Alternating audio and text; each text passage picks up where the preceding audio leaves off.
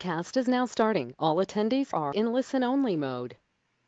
Good afternoon, everybody, and welcome to the AHP Dementia Webinar series. It's Friday, the 5th of June, and this is our final in the 5th of our series of weekly webinars. My name's Wendy Chambers, and together with Elaine Hunter, we're your background hosts today. So Evelyn, if you just move to the next slide. Our panel today is, we've got Dr. Leslie Holdsworth on the panel. She's the clinical lead for digital health and care. And Leslie will be saying a few words and then passing over to Evelyn Newman, who's a dietitian from NHS Highland. We've got a large audience planning on joining us today, and we'd really like to hear from you. We'd like to know your thoughts, and we'd like you to put your questions to the panel. So your way to do that is if you move your mouse across your screen just now or touch your iPad, you'll see a small icon appear.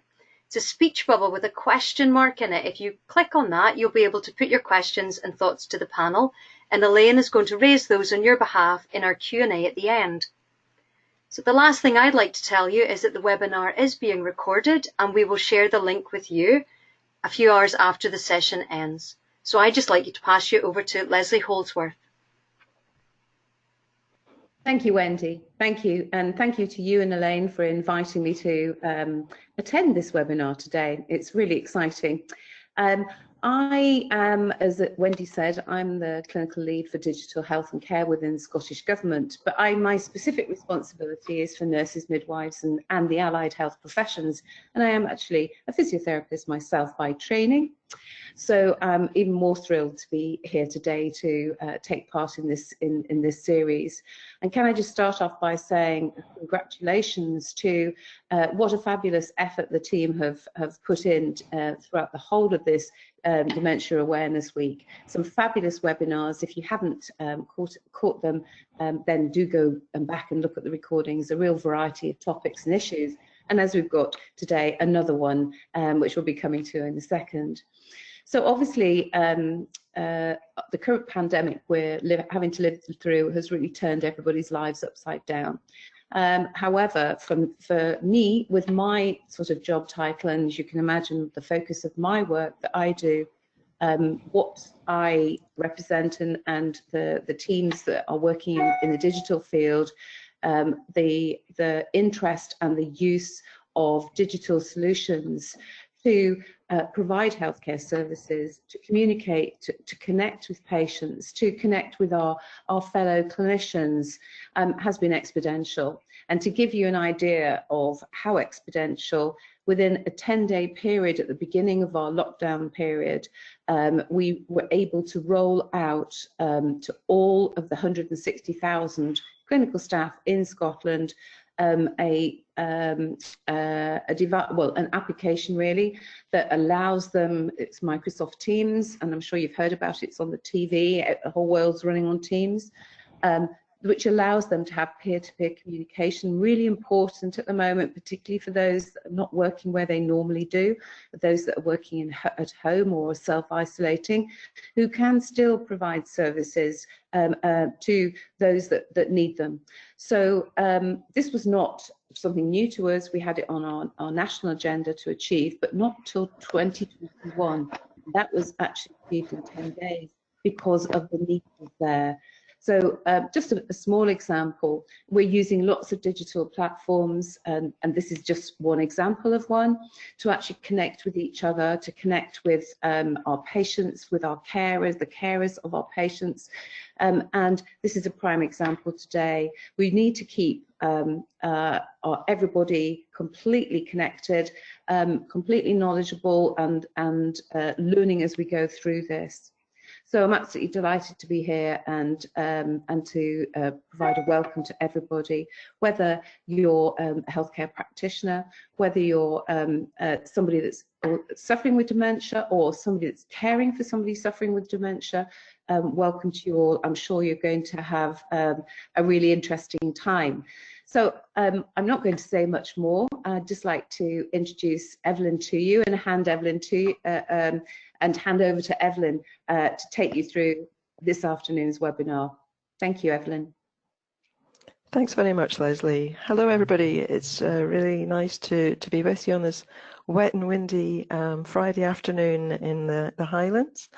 I don't know who's out there at the moment. There's lots of you joining, but we've got a short poll that we'd just like you to fill in for us, so that we can try and establish whether you're someone living with dementia, if you're a carer, an AHP, or whatever. So if you can just take a few seconds just to click on the button, and then we'll tell you afterwards.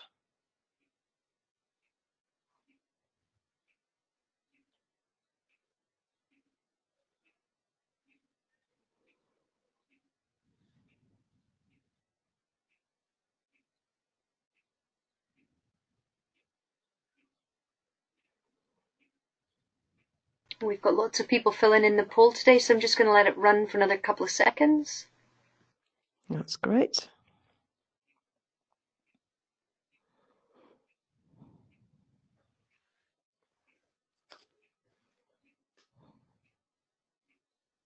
So Evelyn, the results of the poll are in. I feel like I should be at the Eurovision Song Contest, but really interesting results here. In terms of our poll results, though a person who's supporting someone with dementia, we have 2%. The majority of our audience today are allied health professionals, then they constitute 61%. The third and independent sector, 11%. And health and social care workers, 19%, and we have 7% of individuals that have put themselves into the other category. So I think that the overwhelming balance of the audience is in with AHPs and independent and health and care, social care sector. That's fantastic. So lovely to have you joining with us this afternoon. This is what I'll be covering, hopefully, in the next 30 minutes or so.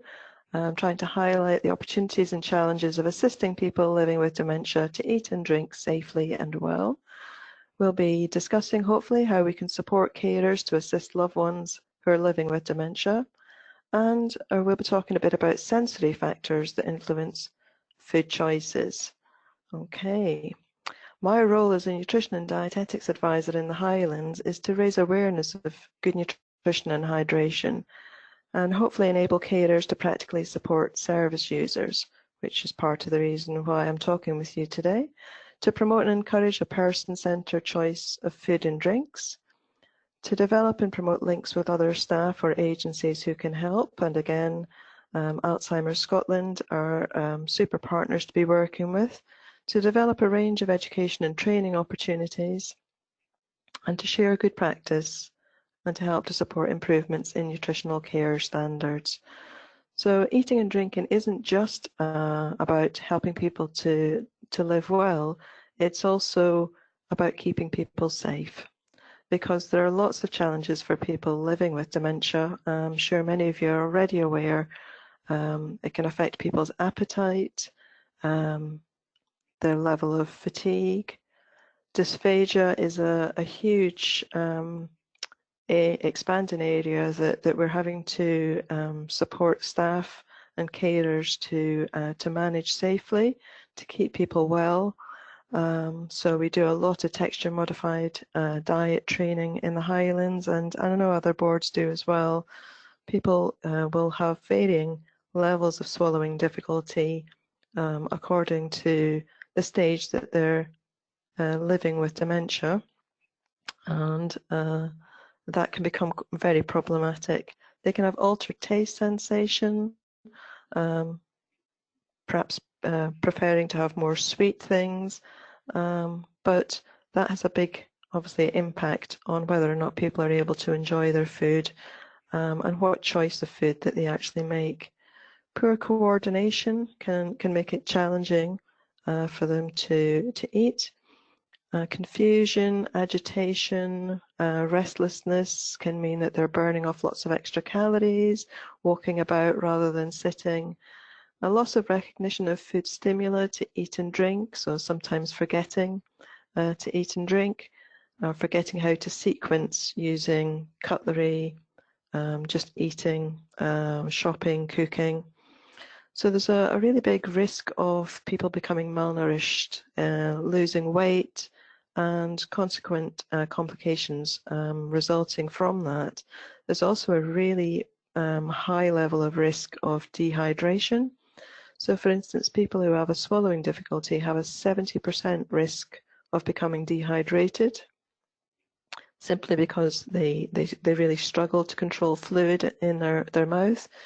Lots of speech and language therapists on the webinar this afternoon will be well aware of that. But there's a 50% risk of malnutrition as well. So it's really something that we have to take very seriously, and that person-centered model of care is really important to get that right. There's lots of challenges for unpaid carers. I'm sure there's some listening today, but there'll be lots of you that may be carers yourself or know others who are in that role. It's very difficult for them to support changing behaviours and tastes of the person they're looking after. It's the same situation for people working in care home settings as well, of course, but then you've got more support around you, I think, to be able to help with that. Cooking skills can be a real problem, particularly for men who are carers. And I apologise if I'm generalising too much there, but I do know that there's been quite a lot of work done to support men with their cooking skills, to give them ideas of recipes, texture-modified diets.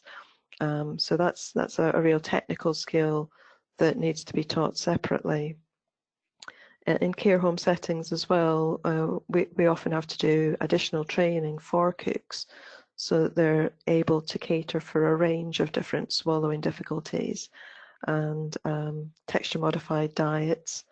We often can't get the cooks that are skilled in that particular area, which can cause problems for care homes, but there are ways of trying to get around that, which I'll come on to. People might have difficulties getting to the shops, perhaps because they can't leave a loved one at home. Perhaps it's difficult taking them to the shops as well. Caring for themselves can become really quite a challenge, both mentally and physically. So they're just as much at risk of becoming dehydrated or malnourished themselves. So we need to especially look out for unpaid carers. Particularly at this time where a lot of them are very isolated. They don't have the social interaction or support coming in from family and friends. So that can be very challenging and quite stressful. How can we support the carers to care for themselves and their loved ones? You know, I think it's really important that we see them together and don't just focus on the person who's living with dementia, because if their carers aren't fitting well and coping, then they won't be able to care for their loved one. So plan to succeed.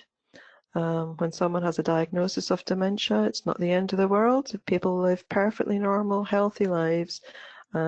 We just need to look at that individual's needs. What are the challenges they're going to face? What about the carer? Do they need some help and support? So preparing them perhaps for what's to come, what to look out for, some of those risks and challenges I talked about earlier, perhaps putting them in touch with other services, but involve family and friends as well, you know, as much as the people themselves want, so that they don't feel too isolated and coping just on their own. Direct them to other support. For instance, meal deliveries. And I know in the Central Belt you have the food train, lots of support down there. In the Highlands we have a contract with Appetito, Wiltshire Farm Food. Some of you might be aware of that, and that has been very, very well received. People can have choices of foods that are texture modified, high energy. There's a huge range to suit everyone's tastes, and you can just have those in the freezer to use as and when you need. And if you don't want to cook, then that's fine. At least you know that your loved one's going to be safe, and the food is is going to provide all the calories and nutrients that they need as well. Maintaining safety of the individual is really important. So supporting them to understand what a texture modified diet means, working closely with speech and language therapists, dietitians, but also encouraging them to use technology as well to help themselves, understanding what IDSI is. That's the classification for the different textures. So there is an IDSI app that people can download for free on their phone, and I'd encourage anyone listening to the webinar to do that because it gives lots of information. It's regularly updated with recipes, new ideas, hints and tips, but other technology as well. Never let it be said that old people or older people don't know how to use technology, because I'm sure Leslie would agree that during this lockdown period, there's been a whole load of Zooming and Skyping and FaceTiming from all ages, and it's been a wonderful way of connecting people. I would encourage people, if they have something like Alexa, for instance, to use that to remind people. Perhaps it's tea time, or to have a drink or a meal, to play soothing background music, perhaps, if that helps to calm someone enough to sit and eat a meal, to enjoy family celebrations using things like the House Party app, which my teenagers are very fond of using at the moment, but joining in for birthday celebrations and other things to make people feel connected. The social aspect of eating and drinking well can't be underestimated, and we do know that people will eat more and drink more if there are other people there. A lot of care homes, I think, at the moment have been helping loved ones to Zoom call. So having maybe an afternoon tea over a Zoom call is a great way of connecting with them and just prompting people and encouraging them, particularly if they are feeling a bit lost and isolated in one space. Doing shopping online as well can be a bit of a challenge, but you can involve your younger generation of the family, or friends can maybe help with that. And I know a lot of local outlets, whether it's milk deliveries, the butchers, the bakers, or whatever, they're all doing online ordering as well at the moment. So help to equip carers to reach out in other ways. They don't have to be isolated, but they may need a bit of support in using new technology, or they may need some help to buy new technology if they don't have it already. There are lots of local funds that people can apply to for funding at the moment, particularly during this COVID period. In our care homes, we have a lot of people who are veterans living with us. Maybe you're looking after a veteran. It doesn't matter how long someone has served in any of the armed forces. They're entitled to veterans support. So I would encourage you to make that link for them, to have that social contact, whether it's a Zoom call, whether it's meeting face-to-face when lockdown's over, just having those conversations about the old days or whichever service they were in. They also arrange days out for people as well, which is another great way of engaging people socially and building some eating and drinking opportunities into that as well. They will also offer financial support, so that might be one way to get some new technology, but it'll also help people to perhaps buy some of those aids and adaptations that really help people to live as independently as possible. So our occupational therapy colleagues, hopefully some are on the line today, a real Cinderella service. I think I'm always promoting them, really helpful in enabling people to eat and drink safely and independently. Now we're going to go to another poll now, because eating and drinking well relies very much on our senses. So I'm going to ask Wendy to put the next poll up for us, and just give you a few moments to have a think about. Okay, Evelyn, so the poll's open and people are that. having a think. Think about it from a personal perspective.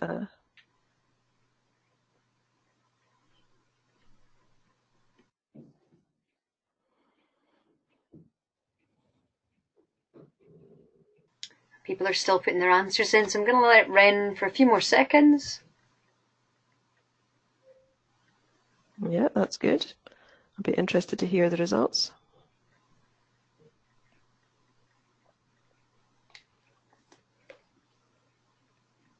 Okay, the numbers have stopped going up now, so I'll share those. So, which of the following 5 senses help us enjoy a meal best? So, nobody said touch, that's got 0. 63% of people think taste, 0% think hearing, and 37% think smell. No one said vision. No? Touched it. Oh, we didn't have vision. Ah, okay, that's great though. That's really interesting. Okay, now I can talk about this subject easily for an hour and a half and do so regularly, so I'm going to really be very strict with myself. It's a particular area that interests me. So smell, 60, how many of you? Nobody said smell? Or 37% said smell. So anticipating meals can really get your taste buds going, can't they? If you're sitting and you smell someone home baking, perhaps there's always lots of home baking in Highland care homes, certainly. They can bring back memories, those smells. Think about your school days sitting in the classroom and smelling whether cabbage is cooking downstairs, and how excited you are to go to the dining room, maybe when it's Friday and it's fish and chip day. But personal odors can also be quite off-putting.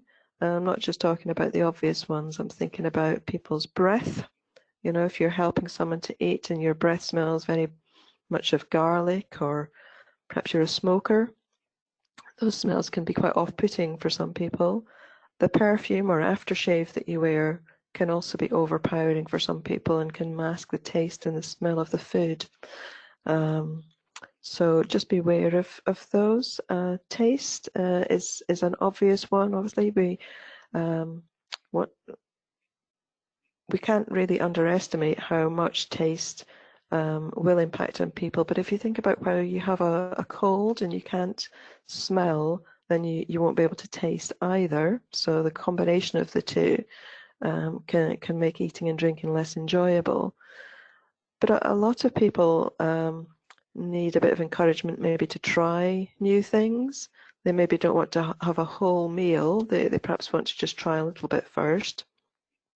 So certainly in our Highland care homes, there are lots of great examples of activity coordinators and others doing tasting sessions, doing Strictly Come dining in some of our homes, where they try out little taster pots of new main courses and puddings and so on. So I would really encourage you to try and do that. The impact of the little details, though, I can't stress enough, is really important. The condiments that you have available with the food. Do people have the condiments, the sauces, the vinegars, the spices or whatever else that would make that food taste even better? So I've talked about this before, but just think about, if you have fish and chips, do you like to have ketchup? Do you like to have mayonnaise, tartar sauce? Not everybody wants salt or vinegar, but all those factors will play a big part in whether or not we enjoy the food. So if you're a ketchup person and you like it on the side, somebody sprinkles it all over your food instead, it's going to really spoil your meal. So try new varieties of things, offer little tasters, and that includes drinks as well. because we can get really quite bored having the same thing all the time. There is such a thing as menu fatigue, and if menus don't change very often, then it can get quite wearing and quite boring, and it'll put people off their food. So think about how you could be planning meals for people who are living with dementia. Some people think there's no point in asking because they won't be able to tell you, but that's absolutely not true. We have lots of experience of people with dementia showing very clearly whether or not they like the food or the drinks that they've been given. They can give a thumbs up. Looking at body language, you can soon tell if someone doesn't like to eat a particular food that you've given them. So those tasting sessions help to influence menu planning in a lot of our care homes. Now, none of you thought that touch impacted on your enjoyment of food, but anyone who has a swallowing difficulty will certainly know if something doesn't feel right in their mouth. If something's lumpy, if something has gristle or fat or skin in it, those little things can really upset people. They'll spit it out perhaps, or they'll pull it out with their fingers, or they'll just refuse to eat food. Sticky fingers, anybody who's had an orange, peeled an orange, you'll get sticky fingers from that.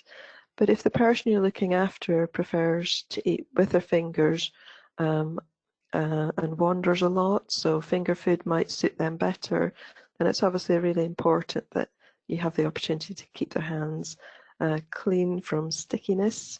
And also cleaning around someone's mouth is really important. And for gents, if you have a beard or a moustache, it's very important, both from a dignity point of view, but also in terms of not wanting to have food sticking there. Temperature is a big thing, really. For people with dementia, it's very easy for them to forget to drink. So cups of tea and coffee go cold quite easily. So I'd encourage you to maybe think about using a thermos mug or a flask to keep it at the right temperature. But if you're assisting someone to take a drink, then do be careful that you don't accidentally burn them by giving them too much of a hot cup of tea too quickly. Hearing. Now, this is another one that none of you thought applied, but it has a really big impact. I'm sure that many of you can remember your parents, or maybe you've said it to your children as well. Would you just turn that noise down? I can't hear myself think, or turn the telly off, or noise is too loud in the background, so you can't have the conversation around the table. It's the same for people that are living in care homes. I do walk into some care homes and the music really isn't age appropriate. So having some soothing background music rather than maybe Radio 1 blasting out will suit people better. But also I go to a lot of care homes where there's a Gaelic programs in the lounge where people are sitting, reading, having cups of tea. So anything that stops people becoming distracted will be really important. So loud banging, staff shouting to each other, are particularly important for people who need assistance with eating and drinking, that they can totally focus on the job in hand, and they can focus on you while you're giving them instruction on eating and drinking, and just telling them what's coming next, prompting them, encouraging them. Make sure their hearing aids are in, obviously. If they need hearing aids, that's quite important to be able to join in conversation. Vision, well, they say we eat with our eyes, don't they? And that's what we do, don't we? We look and see what other people have got. The Care Inspectorate actively encourage a show and tell approach in care homes, and that's certainly the case in the majority of the Highland homes that I go into, where people are shown 2 platefuls of food. The choice is perhaps for a lunchtime or whatever, and residents can look at it, they can perhaps smell it, if they recognise the food, if it looks really bright and colourful, if it's easy to see the different components of the meal. So for instance, if you have a texture modified diet, you want to separate out each component, the potatoes, the vegetable, the meat. You don't want it all mixed together in one big blob in the middle of the plate. So it's got to look appetizing. Making sure that people's glasses are on correctly. And if people do have visual problems like cataracts, diabetic retinopathy, perhaps they've had a stroke, the positioning of people and the food in front of them is going to help people be more independent. So I hope that maybe that's helped you to kind of understand how we can support people to really maximize the use of our senses to eat well. So how can we help? Constantly reviewing people's likes or dislikes, I think. Don't always assume that they're always going to like the same things, because we don't, do we? We go around the supermarket and we're constantly looking to see what's new and try out new things. People coming into a care home would have likes and dislikes discussed with them, but over the weeks and months of trying out new things and broadening their choice, their likes and dislikes will change. As we get older, our taste sensation change. We need stronger flavors to really engage with the food, whether that's, say, strong cheese or zesty flavors like lime jelly or lemon sorbet. All really help to just lift your taste sensation. If you're feeling unwell, you don't taste food so strongly. So bear that in mind, also for people who are having palliative care. Mealtime preferences, need constant review, and menus need constantly updating, particularly for people who are caring for people in care home settings. So every season, is a great way of doing that. But also consider how to plan your meals in practice. Get people who are living with dementia to engage in meal preparation if they can, by peeling vegetables, podding peas, just talking about food in general. Observation of meal times and people's behaviours at meal times. It's great if you can have someone who's not used to being at a meal service to actually observe it, because sometimes you miss the obvious. So we have our student dietitians on placements in care homes, and our care home managers like the students to do observation of meal times to give an independent view of what they think the flow is like, the interaction between staff and residents, interaction between staff and staff. The non-verbal communication, of people perhaps spitting food out, of pushing food away. Perhaps they need some additional condiments. Perhaps they're frustrated because they can't help themselves. They maybe just need a wee bit of prompting with a sequencing of eating and drinking.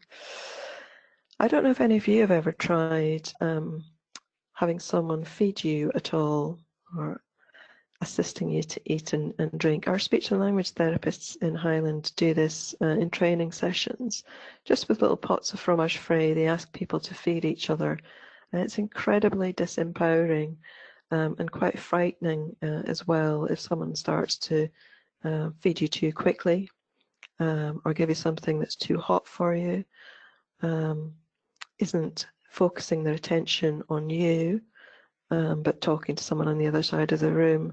But if you haven't already tried it, then I would encourage you to do it, even just with a family member, and you'll see what I mean.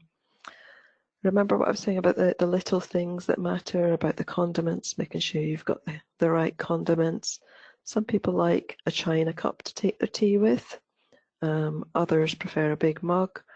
Some like a little napkin to wipe their own mouth with. Others like tea with their meal. So knowing those little details, having those included in care plans is really, really important. and particularly if someone is helping you. So if you're an unpaid carer and your loved one goes out for the day to a day centre, or a family member will take them out, or perhaps you're ill and someone else is looking after them, make sure that they understand those little details, because they really make a very big difference. Why not try using coloured crockery or adaptive cutlery? Our occupational therapy colleagues are great at helping to advise you with that. There's lots of a great selection now that you can get on Amazon and other shops, even Asda's, Tesco's. Believe it or not, there's a summer range of barbecue coloured cups and things available now. People don't have to have the old, sort of clear white plastic beakers that lots of folks don't like to use. They're quite babyish for some people. But also there's great evidence to show that coloured crockery really does help people to be more independent, even if they do have quite bad vision. They can still see the colours of plates and cups and jugs against a white background. Perhaps, have a just-in-case food cupboard store. Those of you who are caring for loved ones on your own, if it becomes difficult for you to get out to the shops, perhaps you're a bit under the weather, a freezer full of things like, the frozen meals, the Wiltshire farm foods, are provided in 6-week portions, and Appetitos certainly provide people with freezers and microwaves while they have a contract with them. But store cupboards of tins, packets, who doesn't like Angel Delight? And does that take you back, butterscotch Angel Delight, and getting people to mix that up, and that's a great way of getting fluid into people as well. Reminiscing about childhood memories, using key events and celebrations is a great way of understanding how we can build food into, and food memories into, an enjoyable mealtime experience. Link carers in with local agencies and services, whether that's a local Alzheimer's cafe, whether it's a local church group, day centre, or whatever, and facilitating social activities with food and drinks at the centre of them, because where people are engaged in those social activities, as I say, they're much more likely to eat and drink and not have the challenges of malnutrition and dehydration. So there's benefits for everyone, I think. Creating happy memories, reducing menu fatigue, improving socialization. That will certainly improve people's alertness if they're eating and drinking better. So less risk of falls, fatigue. If people are sleeping all the time, then they can't be eating, can they? And they're much more likely to want to be more engaged in activities around them. You'll minimize weight loss and the associated risks from that, which in turn will reduce the need for medication, so things like laxatives, antibiotics for urinary tract infections, and you'll reduce referrals for other agencies like dietitians, perhaps GPs, so less need for healthcare interventions. You can really improve people's independence using new crockery and cutlery, which will potentially improve the safety of the individual at meal times. It gives carers and staff in care homes more time to engage with everyone else when the residents are healthier and safer and enjoying meal times. You can get lots more information using a variety of sites or apps here. Particularly want to signpost you to the Care Inspectorate's site. The hub site has a section on food and fluid, so please do take an opportunity to have a look at that and download the IDSI app, as I say. You can contact me anytime and follow me on Twitter, please do, or give me a call, I really don't mind. It's been lovely talking to you today, so I'm hoping that some of you might have some questions for me now. Thank you. Okay, so Elaine and I are going to join you back for the questions now. Hello, Elaine. Hi, Evelyn. Hi. Thank you very much. Okay. Yep. Okay, the main question that's come in so far, Evelyn, if MJ wants to add more questions into the box just now, please feel free and I'll keep an eye on it along with Wendy. Was really about the app. It seemed to be that ITSE app. I know you've put it in the references at the back, Evelyn, but I wonder if you just want to sort of mention about that again, or just sort of give the attendees a bit more information about it. Certainly. So IDSI is spelled IDDSI. If you go to the App Store and just look for IDSI, that will come up and you just install it for free. It's an international description of textures, so it doesn't matter whether you're in Britain or Australia or America.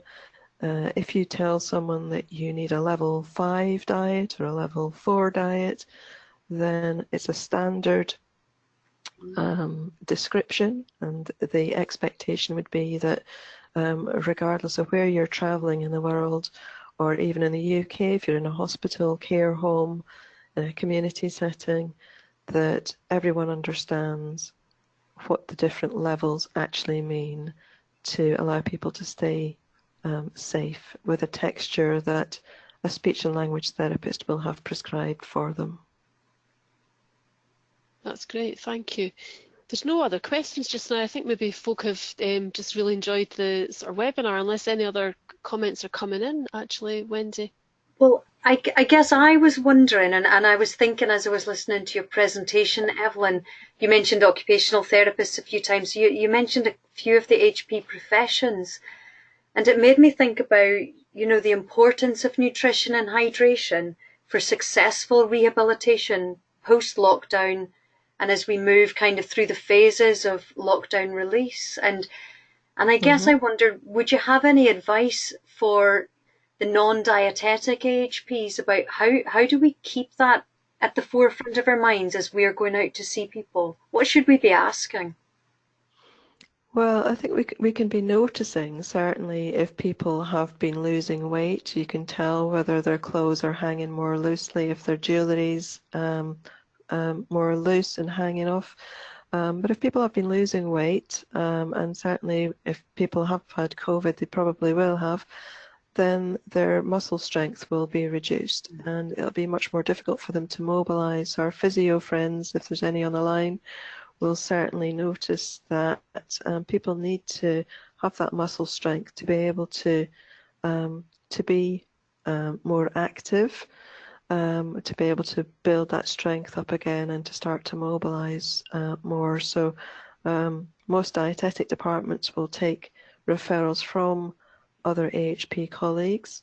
I think it's important that each of our AHP professions does understand what the other can offer. Most cases, I think that they probably do, but in the busyness of work, perhaps we don't always refer people on. I know certainly dietitians and speech therapists will work closely together in terms of supporting people who have swallowing difficulties. But we also need to remember that people may have speech difficulties as well, where it becomes harder for them to engage in conversation, to communicate their needs and their wants as well. So understanding what each other can do to support each other's role is something that's quite helpful, because then you can signpost carers, care home staff and so on to colleagues who are perhaps more expert in being able to help and can offer other advice about resources and so on. Yeah, That's great. We've got, sorry, Wendy, we've got another question coming in. You all right? Yeah. Let's see. Just got to read it as we go. It is a question, it's actually about seasoning, actually. Can't remember the person that's put it down, but what your view is about seasoning, and particularly around salt, adding salt. And when preparing meals, what are your views on seasoning from Anne, especially salt? Okay, so seasoning is quite important really in being able to taste the food and enjoy the food. The danger of putting salt on the table is that, you know, people might become overzealous in putting too much salt in their food. I guess it's a person-centered approach really. If you know that someone prefers salty food, then obviously you put it in food. And we used to say in hospitals, you knew which cook was on today because the soup was extra salty or whatever. But if you're asking because of the kind of public health message about having a lower salt diet, then the personal preference is more important, I think, in allowing people to enjoy the food, because by not putting salt in their food, or other herbs and spices are available, of course, so pepper, garlic, spices, and offering different choices with different flavors as well can maybe just open up people's options, I suppose, for having a bit more variety. But there's no reason not to add salt in food. Okay, that's great. You've got other questions coming in. Okay, well, let me read you another one. It's maybe a bit controversial. No, have you, just lost it.